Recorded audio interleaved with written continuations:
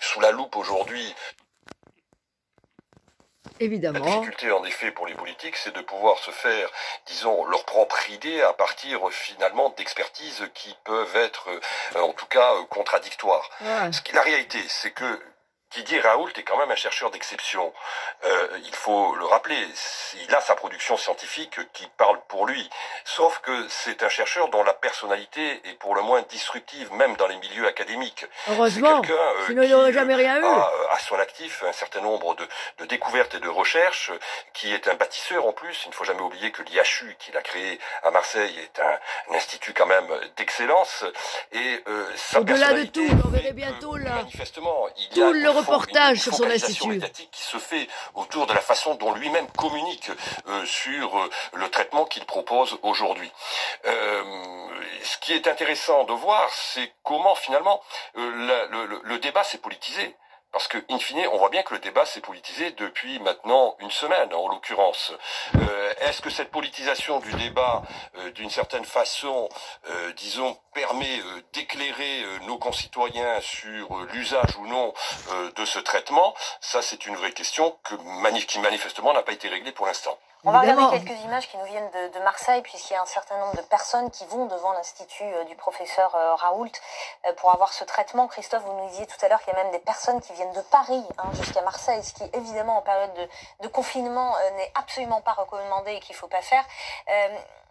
Monsieur Granger, voilà, il montre tout ce qui ne va pas. Il ne montre pas tous les gens qu'il a sauvés. Je trouve qu'on parle en 6 jours de cette histoire. Il y a une espèce d'hystérie médiatique, voire d'une certaine forme de perversité. C'est quoi ce truc? Je crois qu'il faut laisser la communauté scientifique étudier. Et c'est qui Raoult? C'est le plus grand de ce traitement. Peut-être qu'il marche, peut-être qu'il ne marche pas. Dans tous les cas, au moins, on va le savoir même si très vite, il pensait que les gens ne marchaient pas, il est inoffensif, alors autant le donner puisque ça soigne 99% des cas. Donc laissons la communauté scientifique dans ces débats. C'est normal qu'il y ait des débats. Comme ça fait des morts en attendant, c'est bien. Vous dites qu'on va bientôt le... Certains de mes collègues le prescrivent, faute de mieux ou au cas où. Ils ont le droit qu'ils le fassent. D'autres, ils sont opposés parce qu'ils considèrent que ça a peu d'effet.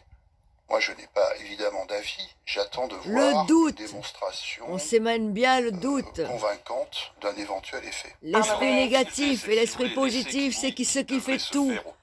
Et quand on montre quelque chose de formidable, ça devient encore plus formidable. Ça demande du temps. La difficulté, en effet, c'est qu'on est confronté à une situation d'urgence. Et voilà. Comment, finalement, la procédure scientifique peut être une procédure scientifique d'urgence sans renoncer à la méthodologie qui est la sienne. C'est la vraie question qui est posée. Alors Didier Raoult, lui, il a une réponse très claire. Il dit on est en situation d'urgence aujourd'hui. On le fait. Il faut y aller. Et il a raison.